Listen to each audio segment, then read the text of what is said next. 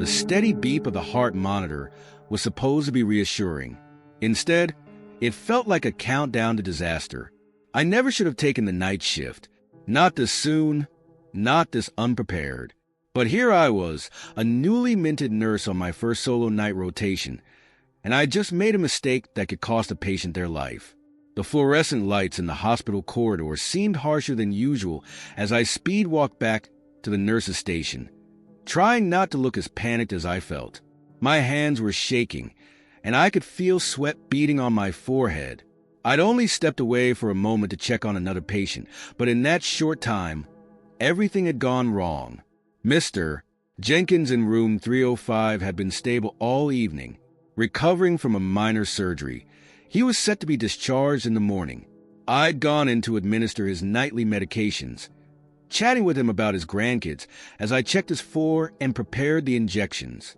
He dozed off shortly after, and I'd moved on to my next patient. It wasn't until I was updating the charts that I realized my horrifying mistake. The syringe I'd used, it wasn't Mr. Jenkins' pain medication. It was a powerful sedative meant for the patient in 307 who suffered from severe anxiety attacks. My mind raced as I tried to recall the dosage I'd given him.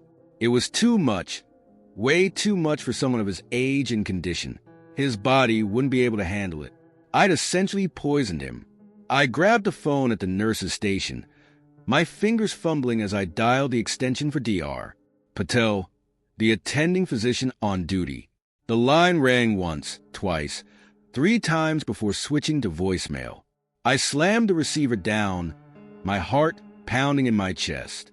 Come on, I muttered, picking up the phone again and dialing the hospital's paging system. Dr. Patel, please respond. Emergency in 305. Dr. Patel to 305 immediately. My voice echoed through the quiet halls, but no response came. Where was everyone? The night shift was always slower, but surely someone had to be around. I ran back to Mr. Jenkins' room, bursting through the door perhaps a bit too forcefully. The old man didn't stir. His chest rose and fell in shallow breaths. Too shallow. I grabbed his wrist, feeling for a pulse. It was there, but weak and irregular. Mr. Jenkins, I called, gently shaking his shoulder. Mr. Jenkins, can you hear me? No response. I checked his pupils with my penlight. Sluggish and unresponsive. His skin felt clammy to the touch. All signs of an overdose. I needed help, and I needed it now. I rushed back to the hallway, looking desperately for anyone. Another nurse, an orderly, hell, even a janitor at this point. But the corridor was empty, silent except for the hum of the vending machines and the distant beeping of monitors. My mind whirled through my training. What were the protocols for an accidental overdose? I needed to start supportive care immediately, maintain his airway, monitor his vitals, prepare for possible respiratory depression. I darted back into the room, grabbing the emergency kit from the wall. With shaking hands, I set up an oxygen mask, adjusting the flow to help support his breathing. I increased the volume on his heart monitor, the beeps now loud and insistent, a constant reminder of how precarious his condition was.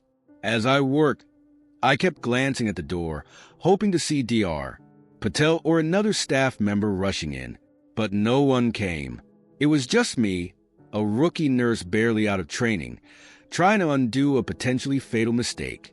I needed to get the medication out of his system. Activated charcoal wouldn't work. It had been too long since the injection. I eyed the gastric lavage kit in the corner of the room. It was an extreme measure, one I'd only practiced on mannequins during training. The thought of performing it alone on a real patient made my stomach churn. Mr. Jenkins' breathing was becoming more labored. I had to make a decision and fast. Just as I was about to reach for the lavage kit, I heard a commotion in the hallway. Footsteps, voices. Help at last. I ran to the door, ready to wave down whoever was passing by. But as I stepped into the corridor, my heart sank. It wasn't Dr. Patel or any medical staff. It was a group of visitors, looking lost and confused.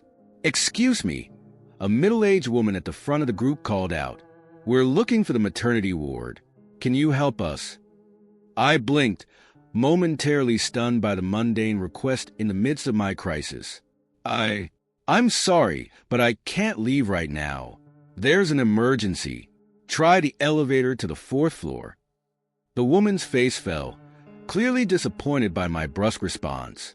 Under normal circumstances, I would have walked them to the elevator myself. But these were far from normal circumstances. As the group shuffled away, muttering among themselves, I ducked back into Mr. Jenkins' room. His condition hadn't improved. If anything, his breathing seemed more strained. I grabbed the room's phone, trying Dr. Patel's number again. This time, someone picked up. "Hello." The voice was groggy, confused. "Dr. Patel? This is Nurse Chun in 305. We have an emergency situation. I accidentally administered the wrong medication to a patient, and he's showing signs of severe sedative overdose." There was a pause, then a string of muffled curses. "I'll be right there. Start supportive care and prepare for possible intubation." The line went dead before I could respond. I hung up the phone, a mix of relief and renewed panic washing over me. Help was coming, but would it be in time? I turned back to Mr. Jenkins, checking his vitals again. His blood pressure was dropping, his oxygen saturation dipping into dangerous territory despite the mask. "Come on, Mr. Jenkins," I murmured, adjusting his pillows to help open his airway. "Stay with me. Your grandkids are coming to visit tomorrow, remember? You need to be awake to see them." As if in response, the old man's eyelids fluttered. For a moment, I thought he might be waking up, but then his body went rigid, his back arching off the bed. He was seizing. Training kicked in, overriding my panic. I rolled him onto his side, supporting his head to prevent injury. Foam bubbled from his lips as his limbs jerked uncontrollably. "I need help in here," I shouted, hoping anyone would hear. Code blue in 305. The seizure seemed to last an eternity, though I knew it couldn't have been more than a minute or two. As it subsided, Mr. Jenkins went limp, his breathing even more labored than before. I rolled him onto his back, checking his airway. It was obstructed, likely from the foam and saliva produced during the seizure. I needed to suction it clear and fast. As I reached for the suction equipment, the door burst open. Dr. Patel rushed in, his white coat hastily thrown over wrinkled scrubs. "Report," he barked, moving to the other side of the bed. I rattled off Mr. Jenkins' stats and the sequence of events, my words tumbling out in a rush stream. Dr. Patel's face grew grimmer with each detail. "We need to intubate," he said, reaching for the laryngoscope. "Prep the ventilator and hand me a 7.5 tube." I moved on autopilot, setting up the equipment as Dr. Patel positioned Mr. Jenkins' head. The next few minutes were a blur of activity, inserting the tube, confirming placement, connecting the ventilator. As the machine took over Mr. Jenkins' breathing, the tension in the room eased slightly. He wasn't out of danger, not by a long shot, but at least his airway was secure. Dr. Patel turned to me, his expression a mix of concern and barely contained anger. "We'll discuss how this happened later. For now, I need you to pull his complete medical history and medication list. And page toxicology.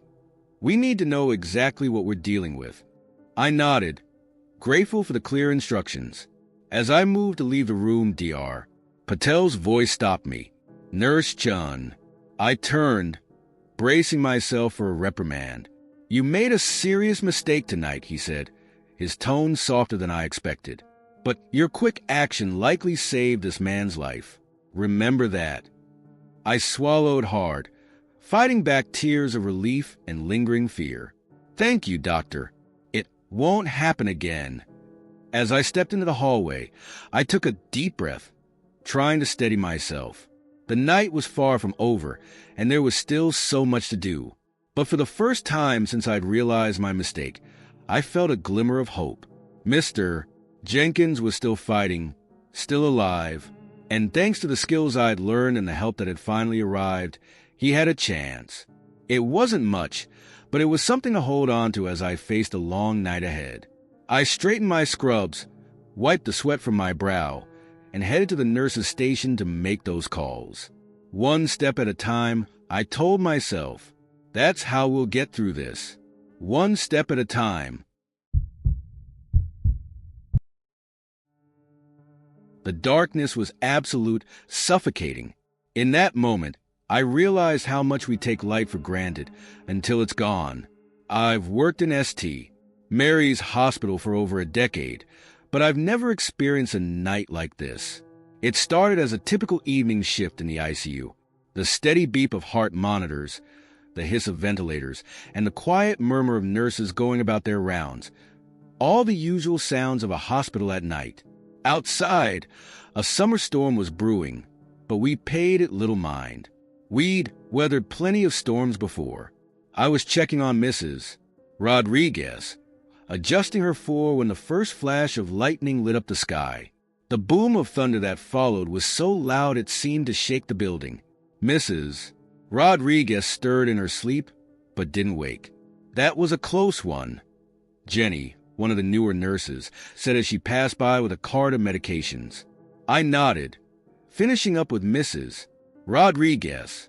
Sounds like it's right on top of us. Hope it passes quickly.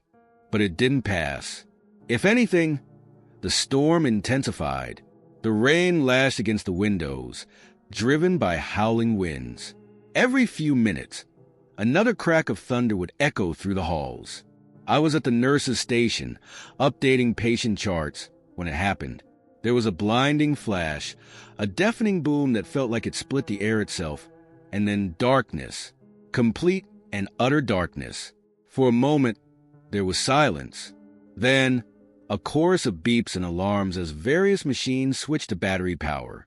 Emergency lights flickered to life, casting an eerie glow through the corridors. Everyone stay calm, I called out, my voice steadier than I felt. The backup generators will kick in any second. But seconds ticked by, and the generators remained silent. This wasn't right. We'd had power outages before, but the generators had always started immediately. Jenny, grab some flashlights from the supply closet, I said, reaching for the emergency phone. It was dead. Of course it was. Our internal phone system ran on electricity too. As my eyes adjusted to the dim emergency lighting, I could see the worried faces of my colleagues. We were trained for emergencies, but this was unprecedented. Okay, team, listen up, I said, raising my voice to be heard over the various alarms. We need to check on every patient, prioritizing those on life support. Their equipment has battery backups, but we don't know how long those will last. Jenny, once you've got those flashlights, start distributing them. Someone needs to go down to engineering and find out what's happening with the generators. As the team sprang into action, I headed for the stairs. We needed to coordinate with the other floors, and I knew cell reception was better in the stairwell. The emergency exit sign cast a faint red glow as I pushed open the door. I pulled out my phone, relieved to see I had signal. I dialed Dr. Patel, our chief of medicine. Karen, what's going on up there? His voice was tense. Complete power failure in the ICU, I reported. Backup generators aren't responding. We're managing for now, but we need those generators online ASAP. It's the same all over the hospital, Dr. Patel said. Engineering is working on it, but it looks like the main generator was struck by lightning. They're trying to reroute to the secondary system. I leaned against the wall, processing this information. How long? They don't know. Could be minutes, could be hours. Hours. The word echoed in my head. We didn't have hours. Not for some of our patients. I'll keep you updated, I said, ending the call.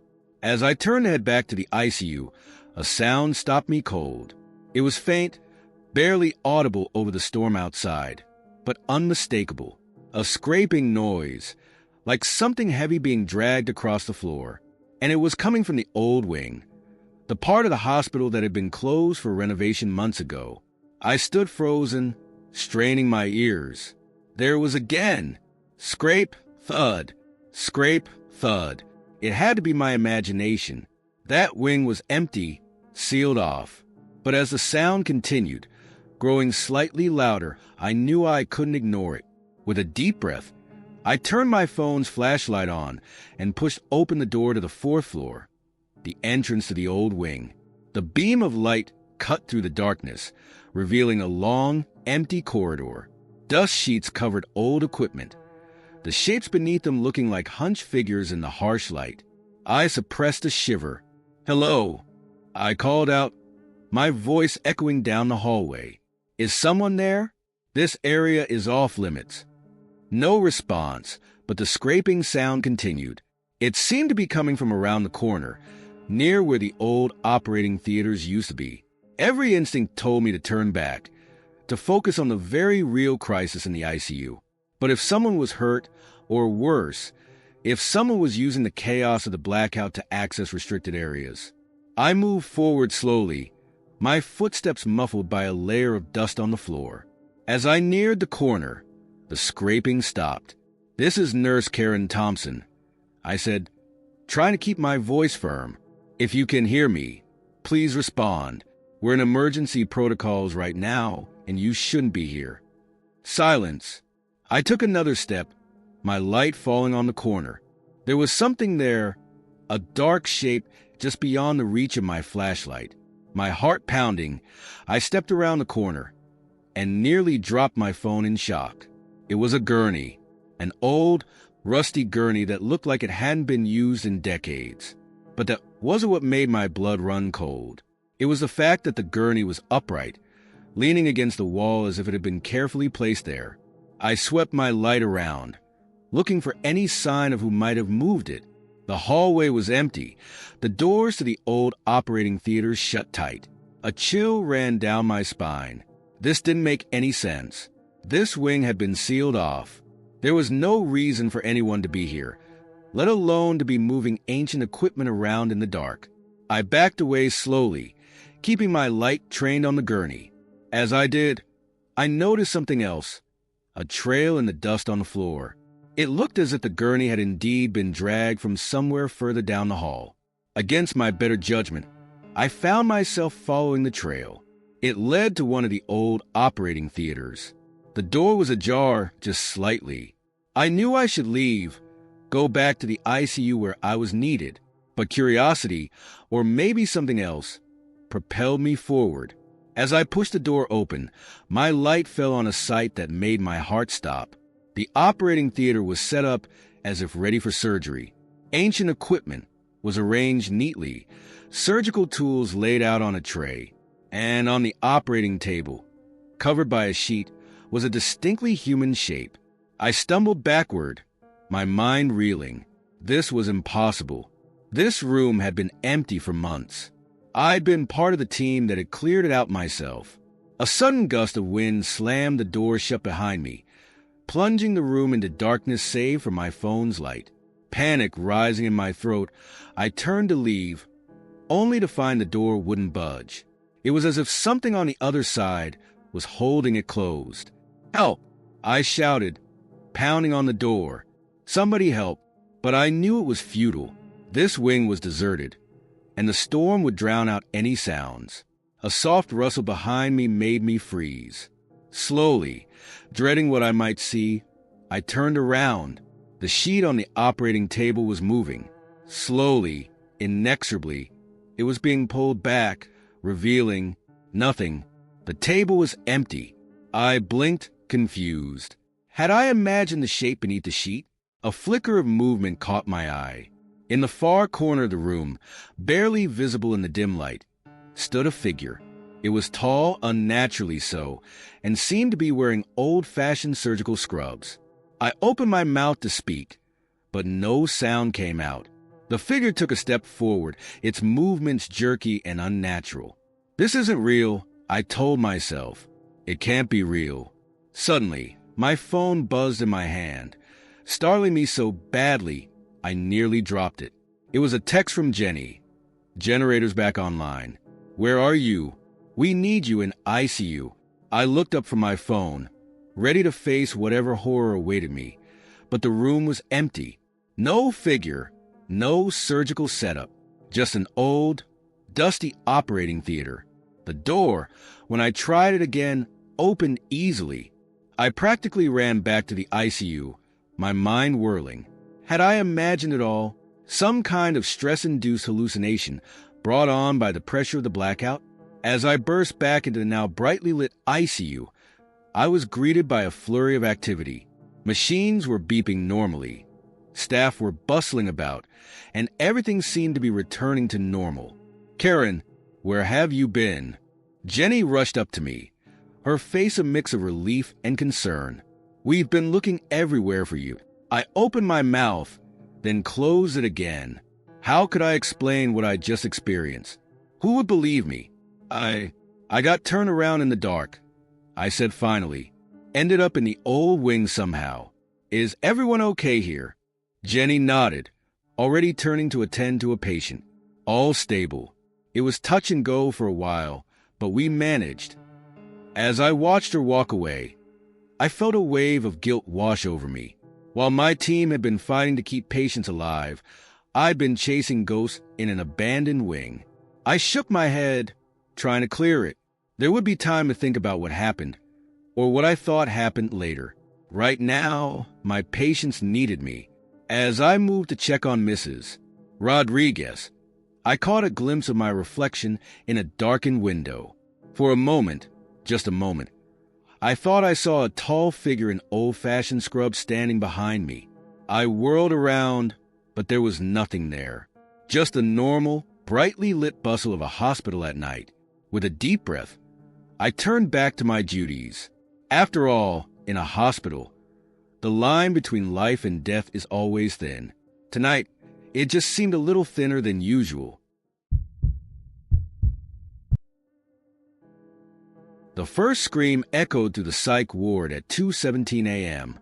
By sunrise, half the hospital was infected. I'd been working the night shift in the psychiatric unit of Mercy General for 3 years, but nothing could have prepared me for what happened that night. My name is DR. Sarah Chun, and this is the story of how a mysterious illness turned our hospital into a nightmare. The evening started routinely enough. I made my rounds, checking on patients, adjusting medications, and reviewing charts. The ward was quiet, save for the occasional murmur from a restless patient or the soft squeak of nurses' shoes on linoleum. Around midnight, I was in the staff room, sipping lukewarm coffee and trying to stay awake, when Nurse Jenkins burst in. "DR. Chun, you need to come quick. It's Mr. Hawkins in room 12. Something's wrong." I followed her down the dimly lit corridor, my mind racing through possibilities. Mr. Hawkins was a long-term patient, stable on his current medication regimen. What could have changed so suddenly? As we approached room 12, I heard it, a low, guttural moaning punctuated by sharp cries. I pushed open the door, and the sight that greeted me made my blood run cold. Mr. Hawkins was on the floor, his hospital gown soaked with sweat. He was contorting his body in impossible ways. His eyes rolled back in his head, but it was his skin that truly terrified me. It seemed to be rippling, as if something was moving beneath the surface. "Mr. Hawkins," I called, approaching cautiously. "Can you hear me?" His head snapped towards me, eyes suddenly focused. For a moment, I thought I saw recognition. Then he lunged. I stumbled backward as Nurse Jenkins screamed. Mr. Hawkins' fingers clawed at the air inches from my face before 2 orderlies rushed in, restraining him. "Get him on the bed," I ordered, trying to keep my voice steady, and prepped 5 milligrams of haloperidol. As they struggled with the thrashing patient, I noticed something odd. Mr. Hawkins' movements, while violent, seemed almost choreographed.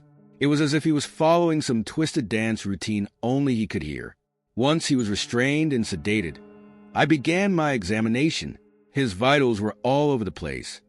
Rapid heartbeat, elevated blood pressure, dilated pupils. But it was the strange rippling of his skin that concerned me most. I'd never seen anything like it. Jenkins, draw some blood and rush it to the lab. I want a full workup. As she prepared the needle, Mr. Hawkins suddenly went still. His eyes, previously wild and unfocused, locked onto mine. In a voice that sounded nothing like his own, he spoke. It's spreading. Can't you feel it? A chill ran down my spine. Before I could respond, his eyes rolled back and he began seizing. The next few hours were a blur of activity. We stabilized Mr. Hawkins, but his words haunted me. It's spreading. What did he mean? I got my answer all too soon. At 2:17 a.m., the first scream tore through the ward. It came from room 8MS. Patel, a usually quiet schizophrenic patient. By the time I reached her room, she was exhibiting the same symptoms as Mr. Hawkins. The contortions, the rippling skin, the desperate, animalistic cries. And it didn't stop there. One by one, patients throughout the ward began showing the same signs.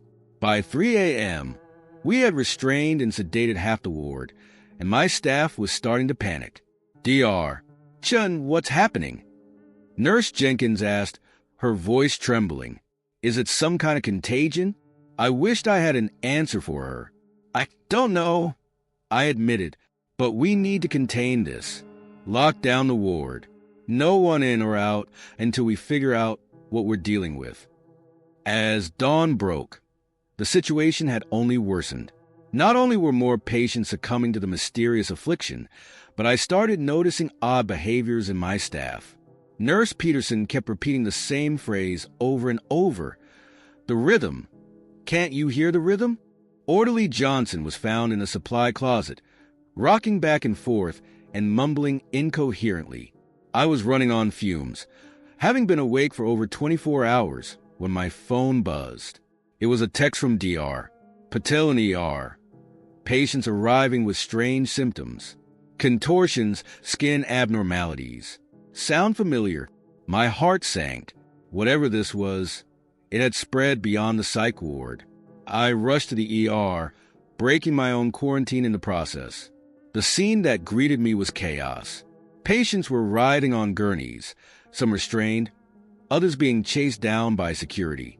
And the noise, a cacophony of screams, moans, and that same rhythmic chanting I'd heard in the psych ward. Dr. Patel spotted me and rushed over, his usually calm demeanor shattered. Chun, what the hell is going on? These people, it's like they're possessed. I don't know, I said, scanning the room. It started in sight, but clearly it's...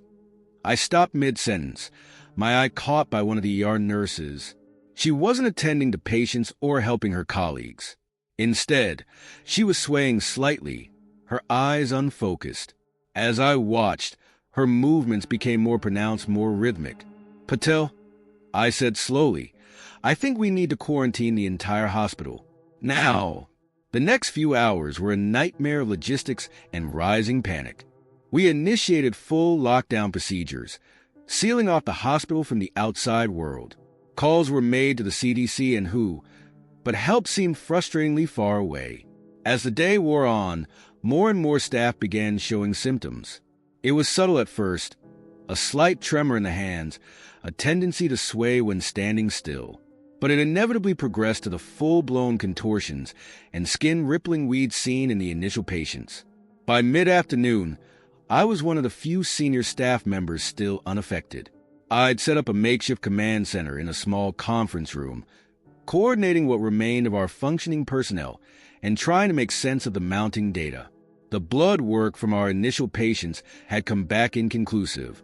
No known pathogens, no obvious toxins. Brain scans showed highly unusual activity, particularly in the areas related to rhythm and movement, but nothing that explained the rapidly spreading affliction. As I pored over the results for the 100th time, there was a knock at the door. It was Jenkins, looking haggard but mercifully still herself. "Dr. Chun, you need to see this." She led me to the hospital's main atrium, a large open space usually bustling with visitors and outpatients. What I saw there stopped me in my tracks. Dozens of people, patients, staff, and visitors alike, were gathered in the center of the room. They moved in perfect unison, their bodies twisting and undulating in that now familiar, unsettling dance. The sound of their combined moans and chants filled the air, rising and falling in a hypnotic rhythm. "My God," I whispered. "It's like they're synchronized." As we watched, transfixed, more people joined the group. Some walked involuntarily, while others were pulled in by the dancers, grasping hands. Once they joined, their movements immediately fell into step with the others. "We have to stop this," Jenkins said, her voice tight with fear. I nodded, but as I turned to her, I noticed something that made my blood run cold. Jenkins' hand was tapping against her thigh, matching the rhythm of the dancers perfectly. "Jenkins," I said carefully, "how are you feeling?" She looked at me, confusion clouding her features. I don't know. There's this sound in my head, like a heartbeat, but more." I grabbed her arm, pulling her away from the atrium. "We need to get you isolated. Now." But as we turned to leave, a piercing shriek cut through the air. One of the dancers had broken from the group and was racing towards us, eyes wild and skin rippling grotesquely. I shoved Jenkins behind me, preparing to defend ourselves, when suddenly the dancer stopped short. It cocked its head, as if listening to something, then spoke in a voice that was somehow both singular and collective. "Join us, Doctor. Feel the rhythm. Become one with the dance." A wave of dizziness washed over me. For a moment, I could hear it, the pulsing, insistent rhythm they all seemed to be following. My body swayed involuntarily, ready to give in to the beat. "No!" I shook my head violently, forcing myself to focus. This was more than a disease. It was something else entirely, something that defied medical explanation. I grabbed Jenkins' arm again and ran, not daring to look back. We barricaded ourselves in a small storage room, the sounds of the dancers echoing through the halls outside. As I slumped against the wall, exhaustion and fear threatening to overwhelm me, I realized the true horror of our situation. This wasn't just an outbreak to be contained. It was an invasion of sorts, spreading through rhythm and movement, turning our hospital into a hive of synchronized madness. And as the pounding on the door began, growing louder and more insistent with each passing second, I knew our real fight for survival was only just beginning. The human body is a complex machine, but it's not infallible. Sometimes, the very thing meant to heal can become a deadly threat. I never thought I'd witness this firsthand, but fate had other plans. My name is Emily, and I've been a nurse at Westside General for nearly a decade. I've seen my fair share of medical emergencies, but nothing could have prepared me for the day we almost lost a patient to a series of near misses that still haunt me. It was a Tuesday morning, and the hospital was buzzing with its usual activity. I was making my rounds in the surgical ward, checking on patients' schedule for procedures that day. As I entered room 307, I was greeted by the anxious smile of Mrs. Abigail Lawson, a 62-year-old woman scheduled for routine knee surgery. "Good morning, Mrs. Lawson," I said, picking up her chart. "How are you feeling today?" "Oh, dear, nervous, but ready to get this over with," she replied, fidgeting with her hospital bracelet. I nodded sympathetically as I reviewed her information. That's when I saw it. A bright red alert on her chart that made my heart skip a beat. Severe allergy. Penicillin and related antibiotics. I'd seen plenty of allergies before, but Mrs. Lawson's was listed as potentially anaphylactic. This wasn't just a rash or some hives. This was life-threatening. "Mrs. Lawson," I said, keeping my voice calm, "I see you have a severe penicillin allergy. Have you discussed this with Dr. Matthews?" She nodded. Oh, yes. We went over it during my pre-op consultation. He assured me they'd use a different antibiotic. I made a mental note to double-check this with the surgical team. In a busy hospital, sometimes crucial information can slip through the cracks. Little did I know, this was just the beginning of a day that would push our medical team to its limits. As I left Mrs. Lawson's room, I bumped into Dr. Matthews in the hallway. He was engrossed in conversation with a pharmaceutical rep discussing a new pain management protocol. Dr. Matthews, I interrupted. I just wanted to confirm the antibiotic plan for Mrs. Lawson's surgery. She has a severe penicillin allergy. He looked up, momentarily confused. Mrs. Lawson? Oh, right. Yes, we'll be using cefazolin instead. It's all in her chart. I nodded, relieved but still uneasy. Something told me to stay vigilant. The morning progressed and Mrs. Lawson was prepped for surgery. I assisted in moving her to the pre-op area, reminding every staff member I encountered about her allergy. Some looked annoyed at my repetition, but I didn't care. Better annoyed than responsible for a fatal mistake. As they wheeled Mrs. Lawson into the operating room, I returned to my rounds, but I couldn't shake the feeling of unease. An hour into the surgery, my worst fears nearly came true.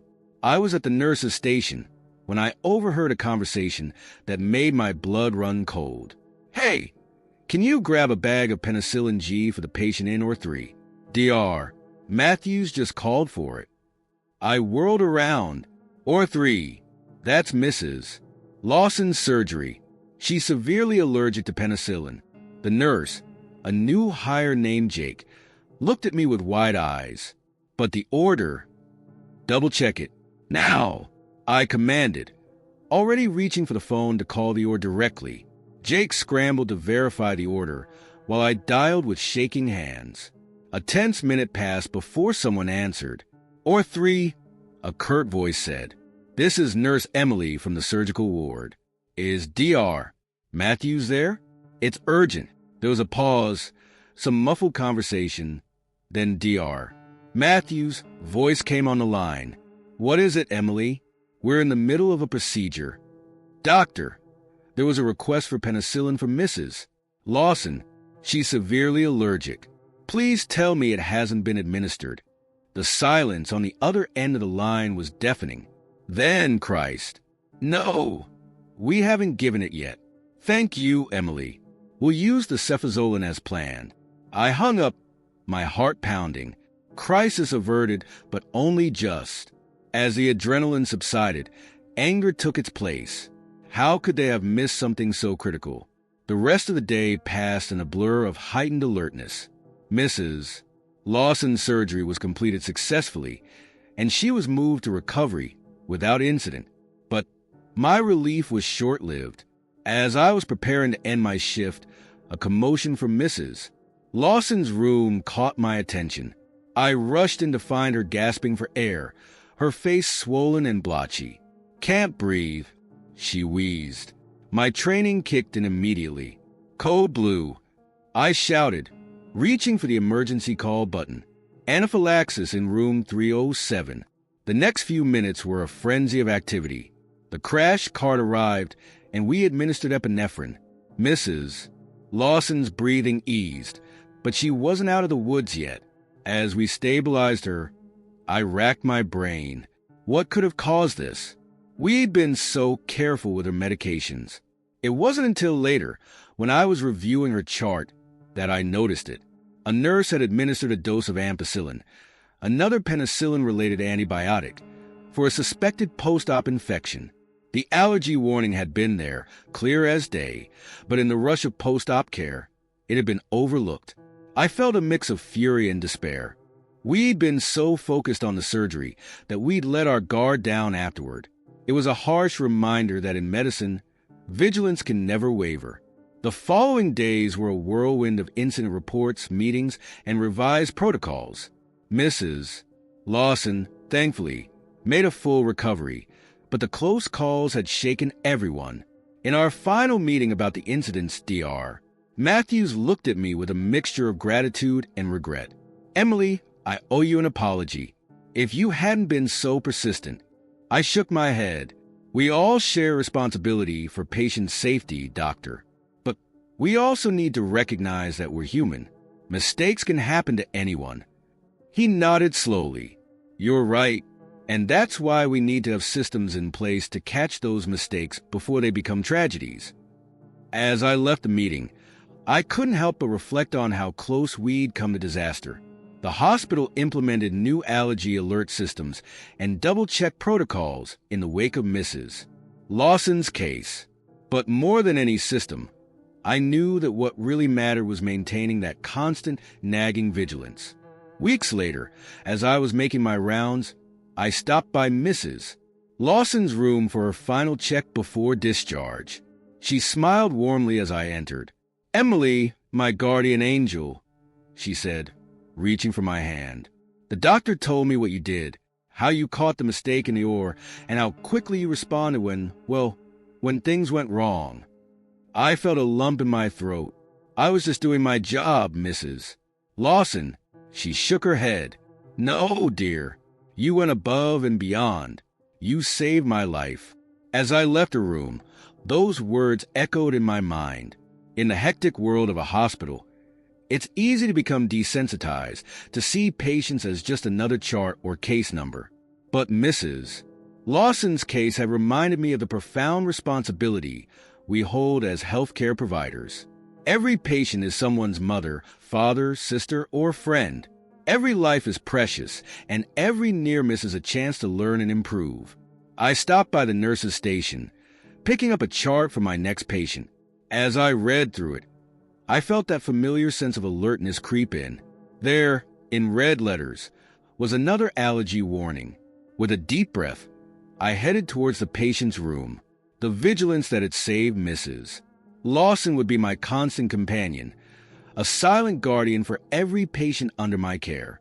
In a world where a simple oversight can mean the difference between life and death, I've learned that true care goes beyond just following procedures. It requires an unwavering commitment to seeing the person behind the patient and never, ever letting your guard down. As I entered the room, ready to start my rounds anew, I silently renewed my commitment to this vigilance. Because in the end, it's not just about avoiding mistakes. It's about honoring the trust that each patient places in our hands. The barrel of the gun pressed against my temple, cold and unyielding. In that moment, I realized how quickly a normal day at the hospital could spiral into a nightmare. My name is Dr. Alex Mercer, and I've been an ER physician at City General for the past 8 years. I've seen my fair share of trauma, violence, and heartbreak, but nothing could have prepared me for the day a desperate father turned our emergency room into a hostage situation. It started like any other Tuesday morning. The ER was busy but not overwhelmed. A steady stream of patients with the usual mix of injuries and illnesses. I had just finished setting a broken arm when Sarah, one of our triage nurses, called me over. Dr. Mercer, we've got a situation, she said, her voice low and tense. There's a man at reception demanding treatment for his daughter. Says it's an emergency, but he has no insurance. He's getting agitated. I nodded, already moving towards the waiting area. This wasn't an uncommon scenario in our underfunded public hospital. I'd talked down plenty of upset family members before. As I approached the reception desk, I saw him. A man in his early 30s, disheveled and wild-eyed, clutching a small girl to his chest. The child, no more than 5 or 6, was pale and listless, her breathing labored. Sir, I said, keeping my voice calm and authoritative, I'm Dr. Mercer. Can you tell me what's wrong with your daughter? He whirled to face me, desperation etched into every line of his face. She can't breathe right. She needs help now. But they won't let us in because we don't have insurance. I glanced at the receptionist, who gave me a subtle nod. They'd already explained the hospital's policies, but clearly, this man wasn't listening. Let's take a look at her, I said, reaching out to the girl. What's her name? Lily, he said, his grip on her tightening. Her name is Lily. I managed to coax him into letting me examine Lily briefly. Her skin was clammy, her lips tinged with blue. She was in respiratory distress, possibly pneumonia. She needed treatment and fast. Okay, we need to get Lily into the ER right away, I said, signaling to Sarah to prepare a bed. We'll sort out the paperwork later. Right now, let's focus on getting her the care she needs. For a moment, relief washed over the man's face. But as we started to move towards the ER doors, a staff member stepped forward with a clipboard. Sir, I just need you to sign these forms acknowledging. I never saw the gun. One moment we were walking. The next there was a metallic click that cut through the ambient noise of the ER like a thunderclap. No more forms, the man shouted, his voice cracking. No more waiting. You're going to treat my daughter now, or I swear to God I'll... The ER erupted into chaos. Patients screamed. Staff ducked for cover. I stood frozen, acutely aware of the cold metal pressed against my head. Sir, I said, fighting to keep my voice steady, you don't need to do this. We're going to help Lily. I promise you. Promises, he spat. I've heard promises before. From doctors, from insurance companies, from my boss who swore he'd get us coverage. Promises don't mean shit when my baby can't breathe. Out of the corner of my eye, I saw security guards approaching, hands on their weapons. I subtly waved them off. The last thing we needed was for this to escalate further. What's your name? I asked, trying to establish a connection. He hesitated, then, Mike Dawson. Okay, Mike, I hear you. You're scared for Lily, and you're frustrated with a system that's failed you. I get it. But right now, Lily needs medical attention. Let me help her. Please. The gun wavered slightly. I could feel Mike's hand shaking. You'll really help her? Even without insurance? Yes, I said firmly. That's what we do here. Now, will you let me take Lily to a bed so we can start treatment? After what felt like an eternity, Mike lowered the gun. As soon as he did, security swarmed in, restraining him. Lily started crying, reaching for her father. No, I shouted. Don't separate them. Mike, if you stay calm, you can come with us while we treat Lily. Okay. The security guards looked at me like I was insane, but I stood my ground. Slowly, they released Mike. The next few hours were a blur of activity. We got Lily on oxygen and started her on a course of antibiotics. As I'd suspected, she had a severe case of pneumonia. If Mike hadn't brought her in when he did, it could have been fatal. As we worked, I talked to Mike, piecing together their story. He'd lost his job 6 months ago when the factory he worked at closed down. With it went their health insurance. Lily had been sick for weeks, but without coverage, Mike had tried to treat her at home, hoping it would pass. By the time he realized how serious it was, he was desperate. I didn't know what else to do, he said, his voice hollow. I couldn't just watch her die. I nodded, understanding despite myself. Mike, what you did was wrong. Dangerous. But I understand why you felt driven to it. As Lily's condition stabilized, the police arrived.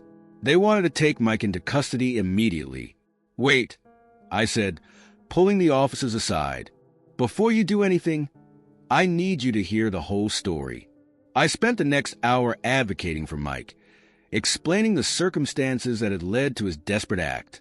I couldn't condone what he'd done, but I also couldn't stand by and watch a father be torn away from a sick child without trying to help. In the end, a compromise was reached. Mike would turn himself in, but only after Lily was discharged. He would face charges, but with the circumstances taken into account. It wasn't perfect, but it was the best we could do. As the adrenaline of the day wore off, I found myself in my office, staring blankly at the wall. The events kept replaying in my mind. The feel of the gun against my head, the fear in Mike's eyes, the sight of Lily struggling to breathe. A knock at my door roused me from my thoughts. It was Sarah, the triage nurse. Dr. Mercer, are you okay? She asked, concern evident in her voice. I managed a weak smile. "I'm fine, Sarah. Just processing." She nodded, understanding in her eyes. "What you did today was incredible. Scary as hell, but incredible." I shook my head. "I just did what needed to be done. For Lily. And for Mike," she added. "Not everyone would have shown him that compassion after what he did." Her words stuck with me long after she left. Had I done the right thing by helping Mike? Was I condoning his actions? But then I thought of Lily, of how close she'd come to dying because of a broken system. The next few days were a whirlwind of debriefings, police statements, and media inquiries. The hospital administration was torn between praising my handling of the situation and reprimanding me for putting myself at risk. In the end, they settled for mandatory counseling sessions. A week after the incident, I received a letter. It was from Mike, written from jail where he awaited trial. With shaking hands, I opened it. "Dr. Mercer, I don't know how to begin to apologize for what I did. I was scared and desperate, and I made a terrible choice. But you showed me kindness when I least deserved it. You saved my daughter's life, and you tried to save me too. I'll never forget that. I'm facing the consequences of my actions now, as I should. But knowing Lily is safe and healthy makes it bearable. Thank you for everything. Mike Dawson."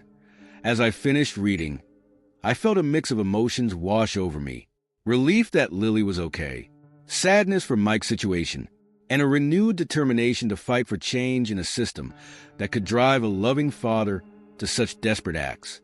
The incident with Mike and Lily didn't just fade away like so many other difficult days in the ER.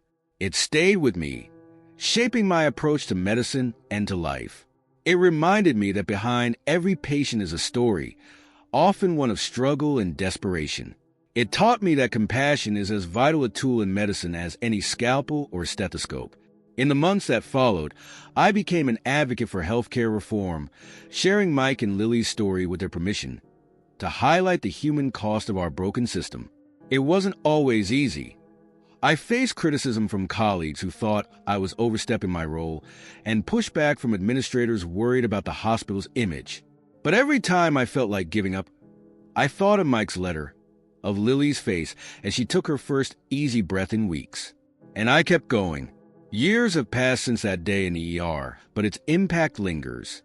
Every time I put on my white coat, I'm reminded of the responsibility we bear as healthcare providers, not just to treat illnesses, but to see the humanity in every patient, to be advocates for those who have no voice in the system. And sometimes, late at night when the ER is quiet, I find myself thinking of Mike and Lily, hoping they're okay, grateful for the lesson they taught me about the true meaning of healing. In the end, it's not just about saving lives, but about recognizing the value and dignity in every life we touch.